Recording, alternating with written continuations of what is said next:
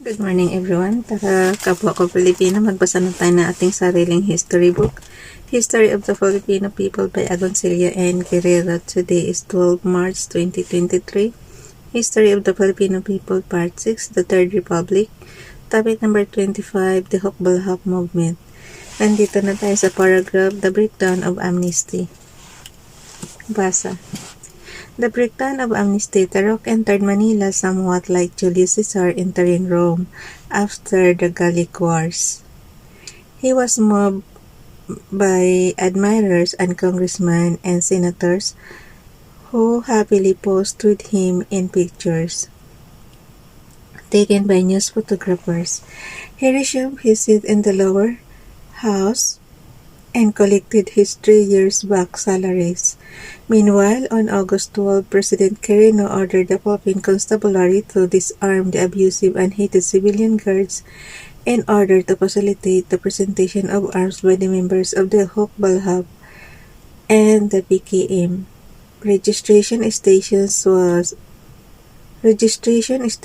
established throughout Central Luzon and the Southern Tagalog provinces.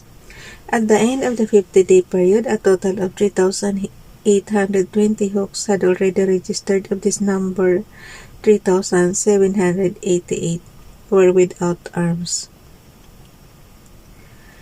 On August 14, the eve of the 50-day period within which the hooks could register with their arms, Tarok left Manila for an undisclosed place in Central Luzon, ostensibly on a mission of peace and to confer with his leaders over the 11th hour registration.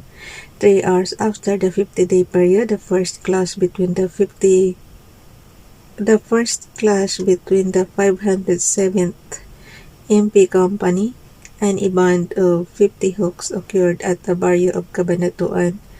Hostilities between the MPs and the hooks were resumed and the peace of Central Luzon was again disturbed. Cause of the failure of amnesty. From his headquarters somewhere in Central Luzon, Tarok accused the Guerrero administration of bad faith and of failing to implement the secret agreement with Judge Guerrero. The latter, however, in an open letter to Tarok, denied any such secret agreement was talked about between him and Tarok. Judge Guerrero promised to make public the details of his negotiations with Tarok together with pertinent documents relating to the agreement, which led to Tarok's triumphal march into Manila.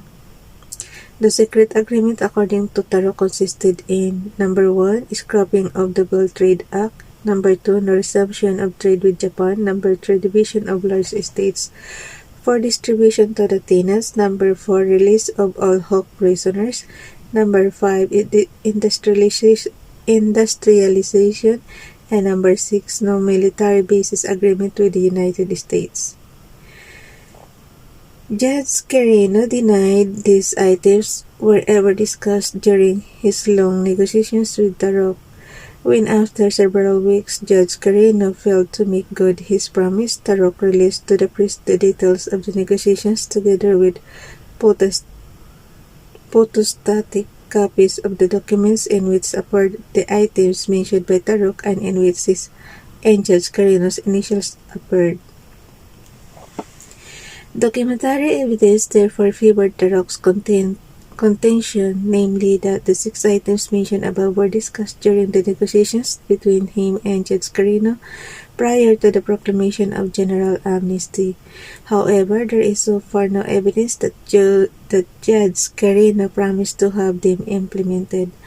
All this, however, is minor in assessing the cause of the failure of amnesty.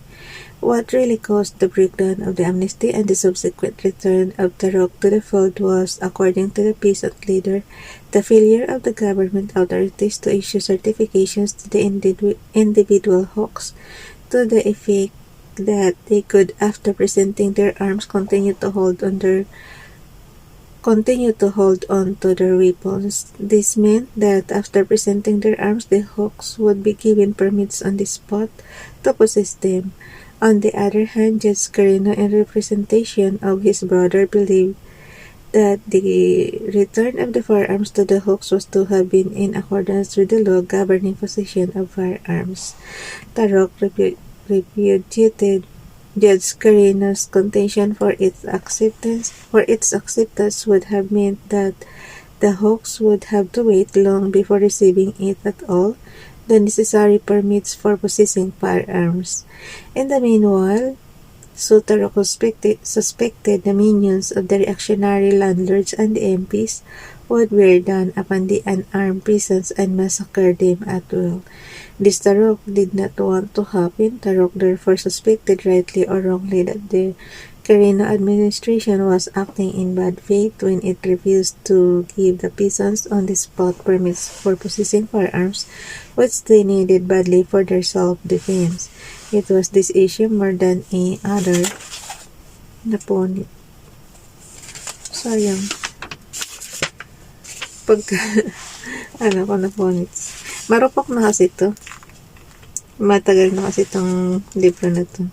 It was this issue more than any other which led to the failure of the amnesty and to the return of Tarok to the fold. The murder of Mrs. Quezon. Peace and order. The murder of Mrs. Quezon. Peace and order again deteriorated soon after Tarok joined his peasants in Central Luzon. Frequent and sharp clashes between the MPs and the Huks occurred throughout the Central Plains. This condition reached its climax when on April 28, 1949, Mrs. Aurora Aragon Quezon, the late President Quezon's wife, her daughter, baby, and 10 others were waylaid past Bungabon, Nueva Ecija, and shot mercilessly to death. General Rafael Halandoni, who was with the Quezon party, accused the Huks of having perpetrated the dastardly crime, but General Alberto Ramos, chief of the constabulary, contended that bandits, not the Huks, were responsible for the death of Mrs. Quezon and others in the party. Tarok, in a letter to the Manila Chronicle, April 29, 1949, denied that the Huks were responsible for the crime and accused the government of creating national hysteria that would call for further repressive measures against the Huks, said Tarok. Let us accept the truth that there is no peace and order in our country as long as imperialism and feudalism dominates our country. There will always be misery for the toiling masses, which constitutes 95% of our population. As long as such misery exists, there will always be a revolutionary movement like the Huk National Liberation Movement, which is attracting the most patriotic toiling masses, and there will always be bandits who, out of desperation and for lack of principles, will prey upon innocent citizens. In the same letter, Tarok admitted for the first time that the Huk objective was the overthrow of the government. The fall of the Huk Politburo.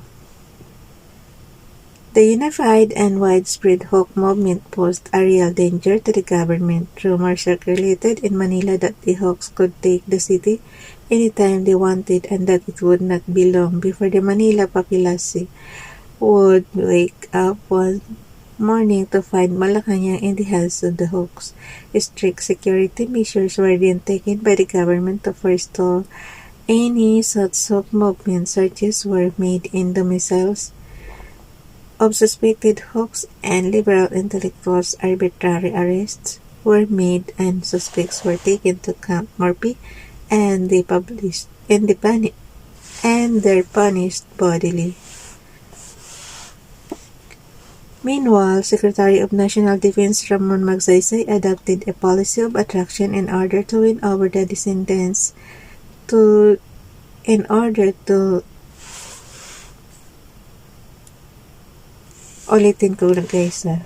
Meanwhile, Secretary of National Defense Ramon Magsaysay adopted a policy of attraction in order to win over the dissidents to the side of the government.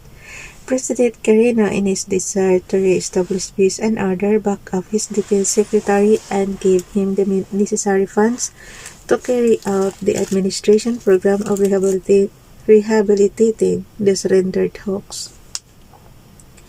At the same time, Military Intelligence Service (MIS) of the Armed Forces of the Philippines (AFP) worked day and night to track down the nerve center of the Huk Politburo, the body that executed the decisions of the Huk Central Committee. Then one early morning, the MIS efforts were amply rewarded. Before dawn of October 18, 1950, 22 organized units of the armed forces aided by the Manila Police raided several places simultaneously and caught the brains of the Politburo attorney Jose Lava, member of the well-to-do and cultured Lava family of Bulacan, Federico.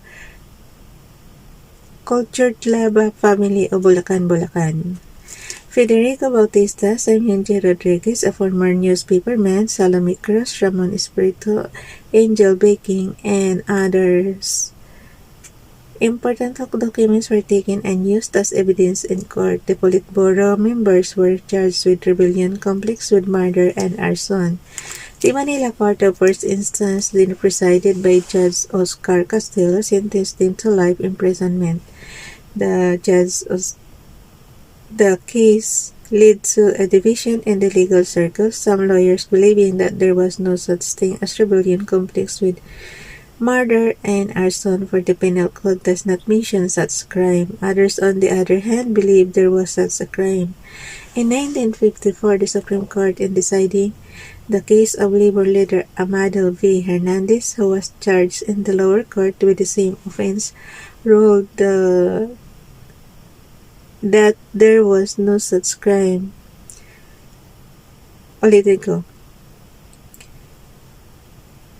Amado V. Hernandez, who was charged in the lower court with the same offense, ruled that there was no such crime as rebellion complex with murder and arson being natural concomitants of rebellion.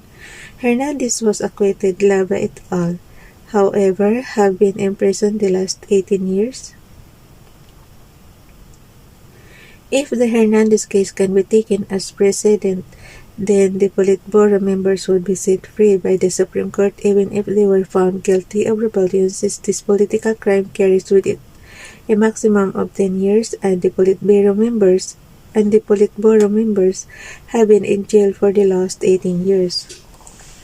The arrest and incarceration of the members of the Politburo led to demoralization of the Huk rank and file. Many surrendered and were sent to Mindanao for purposes of rehabilitation. Others were imprisoned for sedition and rebellion and are now serving their sentence in National Penitentiary. The back of the Huk movement was broken. Bukas na yung the surrender of the Huk. Bye everyone. God bless.